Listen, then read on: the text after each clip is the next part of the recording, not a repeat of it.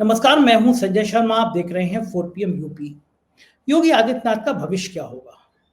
क्या अमित शाह की लड़ाई में योगी आदित्यनाथ भारी पड़ेंगे या अमित शाह भारी पड़ेंगे? क्या अमित शाह और मोदी के बीच कुछ दूरी है? क्या उत्तर प्रदेश की राज्यपाल आनंदीबेन पटेल कोई गेम खेल रही हैं? इतनी उम्र के बावजूद उनको हटाया क्यों नहीं जा रहा? राजनीति के कई अनसुलझे पहलू हैं। मोहन भागवत ने कह दिया कि अगला प्रधानमंत्री कौन होगा ये बीजेपी और मोदी तय करेंगे, यानी अगला प्रधानमंत्री कोई होगा। भाजपा में ये चर्चा चलने लगी, यानी मोदी जी के रिटायरमेंट की बात चलने लगी।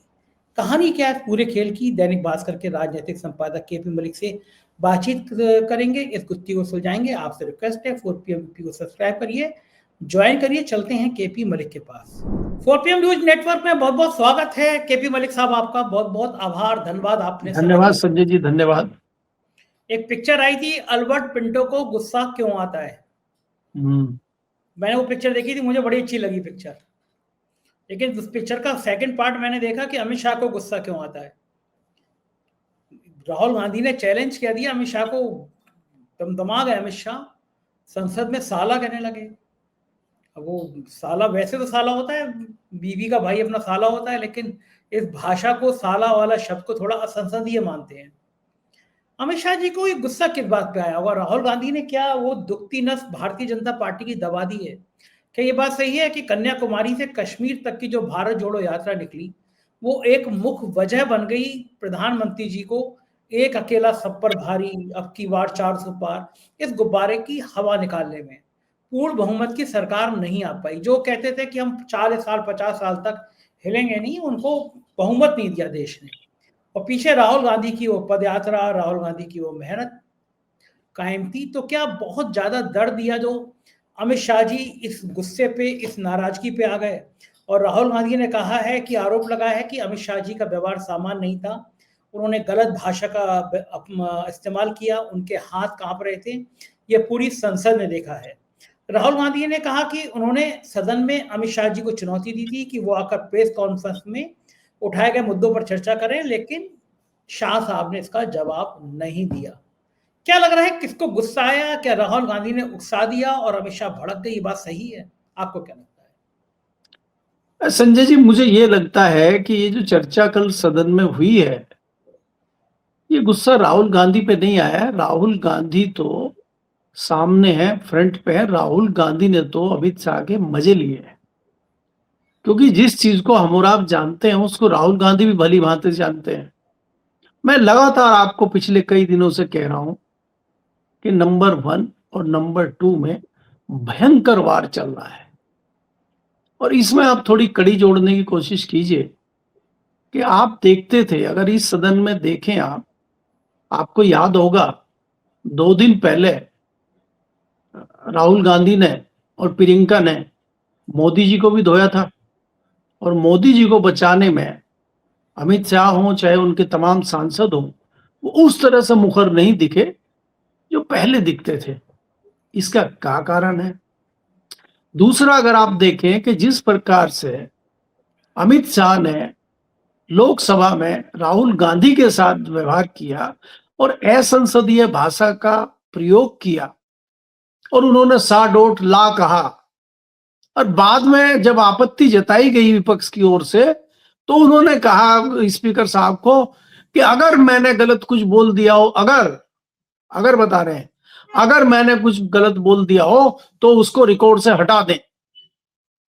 अब इनको ये नहीं पता कि ये जब संसद शुरू हुई थी, अंग्रेजों के टाइम से जब पार्लियामेंट शुरू हुई थी, तब ना लाइव का सिस्टम था, तब ना कोई वैसा सिस्टम था। अब तो रिकॉर्ड तत्काल जा रहा है लोगों के पास, वो तो जा चुका जो जाना था। अब आप हटाते रहिए रिकॉर्ड से। अगर आप रिकॉर्ड से हटाएंगे, जो बाद में चीजें हुई है उनको तो करेंगे कि किस बात पे आपत्ति विपक्ष ने जताई, कौन सा शब्द था जिसको विपक्ष ने कहा इसको हटाइए, किस मामले पे खड़े हो गए कांग्रेस के नेता के नहीं इसको हटाइए, और ये ऐसे कैसे कह दिया, ये वर्ड कौन सा था, तो उसकी तो खोजबीन शुरू होगी। वो तो इतिहास में आ गया, और जो वर्ड आना था वो आ चुका। आप जो मर्जी करते रहिए, तो वो तो ऐतिहासिक में दर्ज हो गया है, और वो रिकॉर्ड जो है अमित शाह जी के नाम आ गया है। अब जब भी हमारे बच्चे, आने वाली पीढ़ियां जब भी रिसर्च करेंगी, पीएचडी करेंगी, जब भी रिकॉर्ड खंगालेंगी संसद का भाषण का, और वो पूछेंगे कि सबसे क्रांतिकारी गृह मंत्री कौन थे जिन्होंने संसदीय भाषा का प्रयोग किया था, तो उसमें अमित शाह जी का नाम अजर अमर हो गया है। इन लोगों को भी कुछ रिकॉर्ड चाहिए ना भाई, सारे रिकॉर्ड हम नेहरू को और बाकी लोगों को थोड़े ना दे देंगे। एक बात। दूसरी बात उसी से जोड़ के ये देखिए आप कि जिस प्रकार से कल अमित शाह जी ने कहा कि 30 वोट पड़े, 30 में से 2 नेहरू जी को मिले और 28 वोट पटेल जी को मिले, और उसके बावजूद भी वो प्रधानमंत्री नेहरू बने, तो क्या आज की तरह बन गए थे क्या? मोदी जी ने कह दिया चाहे 4 वोट आए, चाहे 50 वोट आए, चाहे 500 वोट आए, मैं ही प्रधानमंत्री बनूंगा। वो नेहरू जी बने कैसे थे प्रधानमंत्री? मेरी नॉलेज तो ये कहती है कि शायद उनको गांधी जी ने बनाया था, और गांधी जी का फैसला था, और गांधी जी के फैसले को नकार नहीं पाए थे पंडित ना नेहरू और ना पटेल साहब। तो पटेल साहब ने क्यों मान लिया था? उनको तत्काल बगावत कर देनी चाहिए थी। तो ये तो फैसला महात्मा गांधी का था। अब अगर आप देखें तो कल का जो अमित शाह का भाषण था, वो उंगली महात्मा गांधी पे उठा रहे हैं सीधे सीधे। तो क्या इतना बड़ा कद हो गया है अमित शाह का कि वो महात्मा गांधी पे भी उंगली उठाएंगे? बाकी तो किसी को छोड़ नहीं रहे। वो नेहरू पे तो हो गया जितना होना था, महात्मा गांधी का नंबर है क्या? तो ये चीजें इनको पता नहीं है कि बोल क्या रहे हैं, इसका मतलब कहाँ है, ये बात कहाँ जा रही है।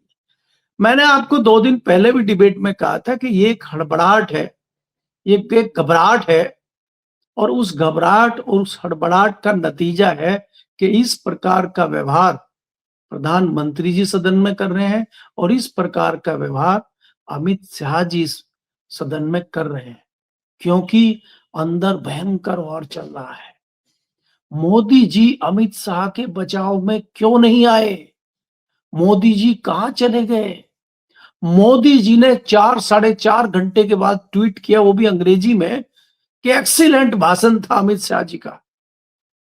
जिस भाषण में वो गाली दे रहे हैं, जिस भाषण में वो गलत तथ्य रख रहे हैं, उसको एक्सीलेंट बता रहे हैं मोदी जी अंग्रेजी में।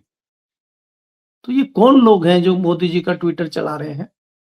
क्या खुद ही चला रहे हैं या मोदी जी कर रहे हैं?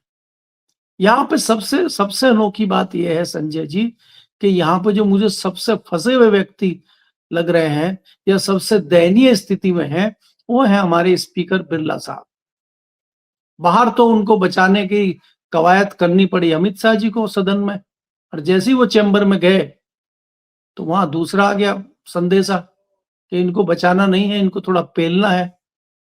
तो पेलना है, बताते हैं कि उसमें कोई चिट्ठी जारी की गई स्पीकर की तरफ से, उसमें हाईलाइट किया गया सा डोट लाला को हाईलाइट किया गया, और उसमें हरे रंग से उसको हाईलाइट करके बताया गया कि इसको रिकॉर्ड में नहीं लेना है।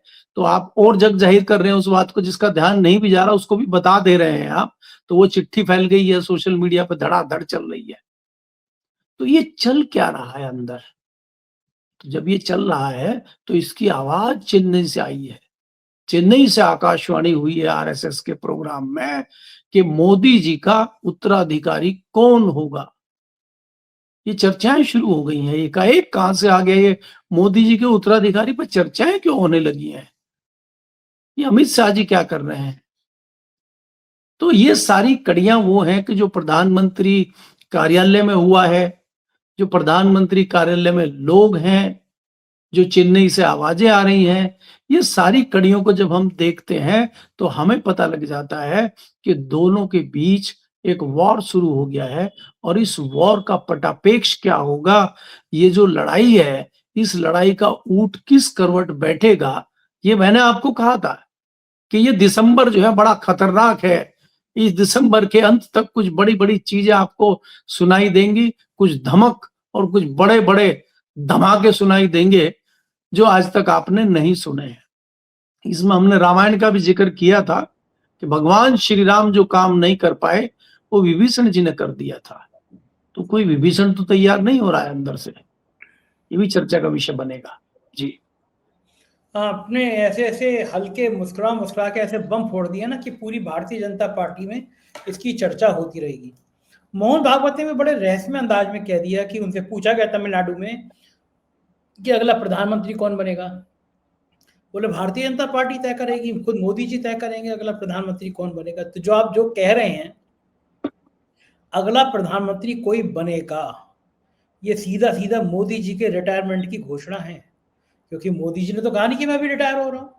अगला प्रधानमंत्री कौन बनेगा ये तो वो था, सवाल का जवाब ये होना चाहिए था अभी मोदी जी कहाँ जा रहे हैं, मोदी जी प्रधानमंत्री रहेंगे, उनके फिर प्रधानमंत्री रहेंगे। लेकिन भागवत ने कह दिया अगला प्रधानमंत्री कौन बनेगा ये भाजपा तय करेगी। और भागवत जानते हैं कि भाजपा अभी भी उनके कमान में हाथ से नहीं निकली है। भाजपा के सांसदों की इतनी हिम्मत नहीं, ये तो उनको पता है कि गुजरात लॉबी है, लेकिन उनको लग रहा है कि गुजरात लॉबी की अब भी दिन, क्योंकि उम्र भी ज्यादा हो गई ना मोदी जी की, अब कितने दिन और राजनीति करेंगे, संघ तो लंबी राजनीति करेगा। तो ये जो बात आप कह रहे हैं इस बात का मतलब दूर तलक जा रहा है कि मोदी जी के उत्तराधिकारी की बात चलने लगी है कहीं ना कहीं। ये मोदी जी के लिए कितनी बड़ी खतरे की घंटी है। और फिर लाइन में अगर अमित शाह नहीं है तो फिर कौन है? क्या योगी आदित्यनाथ? अश्विनी वैष्णव का नाम अचानक से चलने लगा, अश्विनी वैष्णव लंबी रेस के घोड़े साबित हो रहे हैं। ये सब हो क्या रहा है बीजेपी में? ये चर्चा, ये कानाफूसी, ये बातें, क्योंकि एक दर्शन शास्त्र में पढ़ाया जाता है कि धुआं वहीं होता है जहां आग होती है। ये आग की चिंगारी का बीजेपी के नीचे से धधकने लगी है, कुछ मामला बनता हुआ नजर आ रहा है आपको? देखिए संजय जी, चिंगारी तो आपने एक हफ्ते पहले देखी थी, जब एकाएक जब हम डाइवर्ट करते रहते थे कि छत्तीसगढ़ में सट्टा चल रहा है, छत्तीसगढ़ में जो है मुख्यमंत्री और उसका बेटा जो है सट्टा चला रहे हैं दुबई में बिठा के, और उनको तमाम केस हुए थे, जेल भेजने की बात हुई थी, सीबीआई ईडी सब पहुंच गए थे, और पता चला उसका रिमोट तो यहाँ दिल्ली में रखा हुआ है, पीएमओ में। तो रिमोट किसके पास था? वो तो ये किसने लीक किया है? कांग्रेस के बस की तो बात थी नहीं है। ना कोई ऐसा क्रांतिकारी जर्नलिस्ट पैदा हुआ कि जिसने ये खोजी पत्रकारिता करके रिमोट ढूंढ लिया हो। ये रिमोट किसने बताया था? तो जिसने रिमोट बताया था उसने कहा कि मैं अभी रिमोट खाली दिखाया है, बताया है, अभी इस रिमोट का बटन नहीं दबाया है, अगर बटन दबा दिया तो बड़ा विस्फोट हो जाएगा, इसलिए चेतावनी देकर छोड़ दे रहा हूं कि जो 75 साल वाला फॉर्मूला था उसको याद कर लीजिए, क्योंकि आप कहीं वायदा करके आए थे कि 75 साल वाला फॉर्मूला बन गया है और इस 75 साल के फॉर्मूले पे चल रहा है, और जब आपके ऊपर ये 75 साल का फॉर्मूला आया है अब आप इसको मान नहीं रहे, ये बड़ी गलत बात है। तो 75 साल के फॉर्मूले पे आप विचार कीजिए, नहीं तो फिर रिमोट का दूसरा बटन लाल वाला भी है, वो भी दब सकता है। तो ये चेतावनी दी गई है।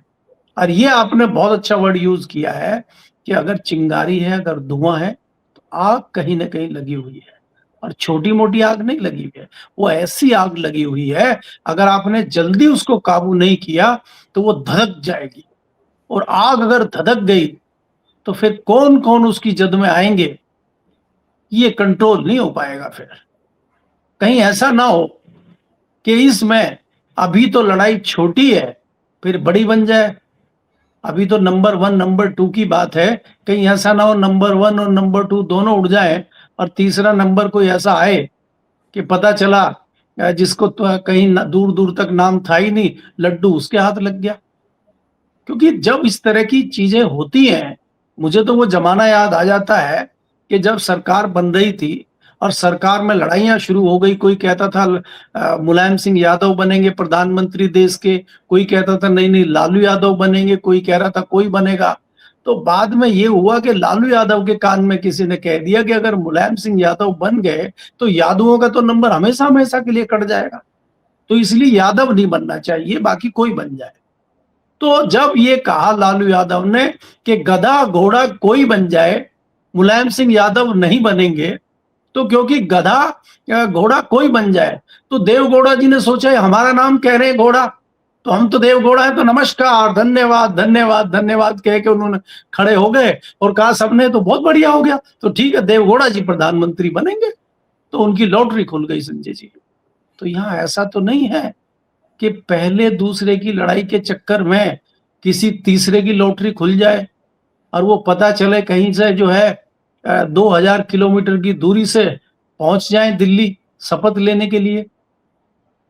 तो ये किसी की भी लॉटरी कभी भी खुल सकती है, इसलिए कवायद बहुत तगड़ी है और इतना मामला गर्म हो चुका है कि जल्दी अगर इसको ठंडा नहीं किया गया तो ये विस्फोट बड़ा हो सकता है। अब आग वहां लग गई है, ये तो छोटी मोटी चीजें हैं जो हमें दिखाई दे रही हैं कि राहुल पे गुस्सा हो गए, गृह मंत्री जी इस तरह से हो गए, गृह मंत्री जी कंट्रोल हो गए, गृह मंत्री जी का रौद्र रूप आज तक किसी ने नहीं देखा है। और ये बात सच है कि पिछले 11 साल में बहुत सारी जो है तकरीरें हुई हैं गृह मंत्री जी की सदन में, लोकसभा में, नई बिल्डिंग में, पुरानी बिल्डिंग में खूब तकरीरें हुई हैं, खूब भाषण हुए हैं, अच्छे भाषण देते हैं, बढ़िया करते हैं। हालांकि तथ्यों में कई बार गड़बड़ी कर देते हैं, लेकिन बड़ी संयमित भाषा में बात करते हैं। ये पहली बार हुआ है ऐसा कि इतनी हड़बड़ाहट में क्यों थे? तो इसलिए थे कि दिमाग कहीं और है, दिल कहीं और है और बॉडी कहीं और है। राहुल गांधी सामने से चिढ़ा रहे हैं, तो वो जो चिढ़ा रहे हैं, जब कोई चिढ़ाएगा तो वहां तो गुस्सा संजय जी आएगा और फिर असंसदीय भाषा तो निकलेगी। जी, ये बात तो सही है। प्रधान आमतौर पे अमित शाह जो हैं वो गुस्से में आ भी जाते हैं। पिछली बार आपको याद होगा कि बाबा साहब के मुद्दे पर भी उन्होंने एक बयान दे दिया था, बड़ा बवाल बवाल मच गया था उनके इस बयान के बाद में। लेकिन मोदी साहब को भी लगता होगा कि अगर वो रिटायर हो गए, मैं ये कभी कभी सोचता हूँ कि मलिक साहब की डर कितना लगता होगा मोदी जी को भी, क्योंकि उन्होंने किसी से रिश्ते तो बनाए नहीं है। एक पूर्व मुख्यमंत्री, उनकी बेटी की शादी हो रही थी, हमारे दुश्मन की बेटी की शादी भी होती है तब भी हम आशीष दे देते हैं कि बेटा सुखी रहे, लड़की सुखी रहे। लेकिन जिस समय बेटी की शादी हो रही थी उसी समय इनकम टैक्स की रेड करा दी गई, दो चुने हुए मुख्यमंत्री को जेल भिजवा दिया गया। कोई 80 साल की सोनिया गांधी, उन पर FIR करा दी गई। कोई नरमी नहीं बरती गई कहीं पे भी। तो मुझे लगता है कि प्रधानमंत्री जी रिटायर हो जाएंगे, एक बड़ा सा बंगला होगा, उनसे मिलने कौन कौन जाएगा? क्योंकि मुझे ऐसे कोई नेताओं का नाम नजर नहीं आया। मोहन भागवत भी खुश तो नहीं है अंदर से, तो क्या वो अकेले मोर को दाना खिलाया करेंगे क्या? आपको क्या लगता है रिटायर होने के बाद मोदी जी क्या करेंगे? नहीं संजय जी, एक तो मैं आपकी इस बात से इत्तेफाक नहीं रखता कि उन्होंने किसी से रिश्ते नहीं बनाए। उनके रिश्ते बहुत लोगों से हैं। अडानी जी से उनके रिश्ते इतने अच्छे हैं, आप क्या बात कर रहे हैं? और अभी अडानी आप जी, कह रहे हैं कि एक उन्होंने सेकंड, शादी में, एक सेकंड। अडानी जी के रिश्ते तो विपक्ष के भी सब नेताओं से, शरद पवार से भी है, हेमंत सोरेन से भी है, अखिलेश यादव से भी है, ममता बनर्जी नहीं से तो भी वो है। हम आज की बात कर रहे हैं, तो उनके आज मोदी जी से रिश्ते बहुत अच्छे हैं। कल क्या होगा वो कल देखा जाएगा। मैं दूसरी बात भी कह रहा हूं यहाँ कि जिस तरह से आप कह रहे हैं कि किसी की शादी में और मुख्यमंत्री को जेल भिजवा दिया, अरे भाई आप देखिए जो इतने अच्छे नेता हैं, राज ठाकरे के बेटे के साले की शादी में पहुंच गए मोदी जी। बच्चे इससे ज्यादा बिठाए। आप क्या चाहते हैं? आप मोदी जी के हर उस पे चौराहे पे और छुटवैया नेताओं के यहाँ घुस जाए जाके। अरे वो निभाते हैं दोस्ती भाई। देखिए वो राज ठाकरे के बेटे के साले की शादी में चले गए दिल्ली में, और ऐसे मौके पे चले गए जब रशिया के राष्ट्रपति व्लादिमीर पुतिन दिल्ली से निकले ही थे। तत्काल वो इतना महत्वपूर्ण प्रोग्राम खत्म करने के बाद तुरंत पहुंचे वहां। तो मोदी जी रिश्ते निभाते हैं, ऐसा नहीं है। मोदी जी कवायद कर रहे हैं कि शिवसेना को वापस लाया जाए, ममता बनर्जी को थोड़ा समझाया जाए, अकाली दल को वापस लाया जाए, छत्तीसगढ़ में, झारखंड में थोड़ी बात की जाए लोगों को। तो मोदी जी लगे हुए हैं। लेकिन मोदी जी के जो गदाधारी भीम हैं, जो उनके हनुमान हैं, वो थोड़े से नाराज हैं। तो हनुमान क्या करेंगे? गदाधारी भीम कहीं गदा को उल्टी तो नहीं घुमा देंगे? अभी थोड़ा उससे वो चिंतित हैं। तो ये चिंता कैसे दूर होगी, अभी ये देखना होगा। तो मोदी चिंता तो जी, जी, मलिक साहब, चिंता तो व्यवस्थाओं पे भी बहुत होती है कि एक मंत्री जी का, गृह राज्य मंत्री जी का बेटा था जिसने किसानों पे थार चला दी। उसे अपनी बेटी का एग्जाम दिलाना है तो कोर्ट ने उसको जमानत दे दी। बलात्कारी हत्यारा राम रहीम है, तो जब चाहता है जेल से निकल के छुट्टी मनाने, पैरोल मनाने आ जाता है। राम रहीम जैसे हत्यारे बलात्कारों की सुनवाई हो जाती है। जिसने गाड़ी चलाई उस टेनी महाराज के बेटे की कुछ छुट्टी मिल जाती है कि बच्ची की पढ़ाई करा ले भैया। और दूसरी तरफ बॉम्बे हाईकोर्ट ने पुणे में विवादास्पद 300 करोड़ जमीन के सौदे पर पुलिस की जांच पर टिप्पणी करते हुए कहा है कि क्या पुलिस डिप्टी CM के बेटे को संरक्षण दे रही है और सिर्फ दूसरों की जांच कर रही है? इस देश में क्या कानून अमीरों की रखेल है? जो बड़ा आदमी होता है उसके लिए कोई कानून नहीं है, जो छोटा आदमी होता है उसके लिए जेल तुरंत हाजिर होती है। अमिताभ ठाकुर को केवल वो आदमी, रिटायर्ड IPS, तेज तर्रार पढ़ा लिखा आदमी, सरकार से सवाल कर रहा है तो 25 साल पुराने मुकदमे में उसको ट्रेन से उठा के बंद कर दिया जाता है। मीडिया से बात नहीं करने दी जा सकती। ऐसा लगता ही नहीं है कि कहीं पे कोई कानून का शासन है। जहां मन जो गुंडाई होती है, जिसका मकान चाहो बुलडोजर से तोड़ दो, जिसकी टांग में चाहो गोली मार दो, जिसको चाहो बंद कर दो, जिसकी चाहो जमानत पे 5-5 साल तक सुनवाई मत होने दो। कैसा कैसा खतरनाक दौर आ गया है। नहीं संजय जी, देखिए ऐसा है कि ये तो बुलडोजर तो भारतीय जनता पार्टी की जीत की निशानी है। जहां जहां बुलडोजर चला है वहां पूर्ण बहुमत की सरकारें बन रही हैं। तो ये हमारे आपके कोई नाराजगी महसूस करने से या विपक्ष के इस तरह की चीजें करने से कोई बात नहीं बनेगी। और वो किसान तो भड़क नहीं सकते इनके आने से। आशीष मिश्रा या टेनी के बेटे के बाहर आने से किसानों को तो कुछ होगा नहीं। भाई किसान तो यहाँ पे क्या है, कीड़े मकोड़ों की जिंदगी जीने वाले किसान हैं। जब चाहे उनके ऊपर गाड़ी चढ़ा दें, जब चाहे उनके ऊपर गोली चला दें, फ्री में उनकी फसलें लें, ठेका उनसे करवाएं कि तुम्हें जो है 80 करोड़ जनता को राशन खिलाने के लिए राशन पैदा करना है और तुम्हारा फ्री में राशन लेंगे। उसको तो एमएसपी भी नहीं मिल रही है। वो कमाने खाने के लिए कीड़े मकोड़े की हैसियत में किसानों को और आम जनता को रखा हुआ है। और जिनका आप नाम ले, राम रहीम हो, आशाराम बापू हो, बाकी लोग हों, ये तो जब मन करे तफरी करने के लिए जेल से बाहर आ जाते हैं, जब मन करे जेल चले जाते हैं। कोई जेल में वहां इनको पत्थर थोड़ी तोड़ने हैं, वहां भी इनको आराम तलबी है, वहां भी कोई दिक्कत नहीं है इनके लिए। ये जेल में रहे कि बाहर रहे, पुलिस इनकी आवभगत में लगी रहती है। और ये सिस्टम इसी तरह का बना हुआ है देश में। इसमें कोई बहुत ज्यादा टिप्पणी करने से या बहस करने का कोई फायदा नहीं है। रही बात आशीष मिश्रा की, देखिए उनको बेल बहुत बड़े कारण पे मिली है, बहुत जरूरी काम है उनको। उनकी बेटी की परीक्षा है, उनको पढ़ाना है, विद्वान व्यक्ति है, वो शायद प्रोफेसर वगैरह भी रहे होंगे कहीं। तो इसलिए उनको एग्जाम की तैयारी अपनी बेटी की करवानी है। इतने जरूरी काम के लिए कोर्ट को बाध्य होना पड़ा उनको बेल देने के लिए। कई बार कोर्ट किसी के यहाँ शादी हो, किसी का बाप बीमार हो, किसी की पत्नी मर रही हो, ऐसे में बेल नहीं देता है। लेकिन ऐसे मामलों में देता है कि बहुत जरूरी काम है, बेटी को शिक्षा देनी है, उसका एग्जाम है, उसकी तैयारी करवानी है। और आशीष मिश्रा जो है टेनी के बेटे, उनसे बड़ा विद्वान और उनसे बड़ा ज्ञानी तो कोई है नहीं। उनके घर में कोई टीचर या कोई दूसरी कोई व्यवस्था तो हो नहीं सकती इसमें। तो इसलिए इनको छोड़ा गया है। तो मुझे लग रहा है कि उस पर ज्यादा टिप्पणी ना करें। और गाड़ियां वाड़ियां चढ़ाना, कुचल के मार देना, ये कोई बहुत बड़ी चीज नहीं है। ये तो आम किसान थे। यहाँ तो कई सारे आईवीएस, आईपीएस, दरोगा, पुलिस, एसडीएम, कितने लोगों को जो है कुचल के मारा जाता है गाड़ियों से। कितने जो है आपके खनन के जो लोग होते हैं वो मार देते हैं अधिकारी को, और फिर वो भी हमारी और आपकी तरह कोर्ट कचहरी के चक्कर उनके परिवार लगाते रहते हैं। कितने ऐसे केस आज पेंडिंग अदालतों में पड़े हैं। कितने खनन माफिया का आपने कुछ बिगाड़ लिया, और खनन माफिया का अगर कुछ बिगाड़ना होगा तो उसमें एक ड्राइवर फर्जी पेश कर दिया जाएगा और कहेगा ये ड्राइवर था, इसने चढ़ा दिया, और जेल चला जाएगा। उसके परिवार को पैसे दे देंगे और खनन माफिया बैठ के फिर मजे करेगा। क्योंकि इसमें सांठगांठ नेताओं की भी होती है, प्रशासन की भी होती है। तो एक प्रशासन का आदमी मारा गया, उससे क्या फर्क पड़ रहा है। तो ये परिणति भारत में चलती रहती है, इसकी कोई बड़ी बात नहीं है। बड़ी बात संजय जी ये है कि जहां से हमने आपने शुरू किया था, अब इनका क्या होगा, बड़े आका का। बड़े आका का क्या होगा। 75 पार हो गए, अब वो भी सवाल पूछ रहे हैं। उधर अडवाणी जी, मुरली मनोहर जोशी जी और वो सुमित्रा महाजन जी भी सवाल पूछ रही हैं। तो उनके सवालों का जवाब देना है कि अब होना क्या है 75 वाले मामले का। क्योंकि संघ प्रमुख और मोदी जी तो बच गए। संघ प्रमुख ने कहा भाई ये तो फॉर्मूला हमारे यहाँ था नहीं, लेकिन आवाजें अंदर से उठने लगी है। और एक जो मैं हमेशा आपको कहता हूं कि वो संख्या लगातार बढ़ती जा रही है। 2 दर्जन से 3 दर्जन, 3 दर्जन से 4 दर्जन, 4 दर्जन सांसद, 5 दर्जन सांसद जो बैठे हैं अंदर, उनकी संसदीय दल की मीटिंग हो ही नहीं रही है भारतीय जनता पार्टी की। वो भी तो कराइए एक बार, उसमें भी तो चुना जाए नेता।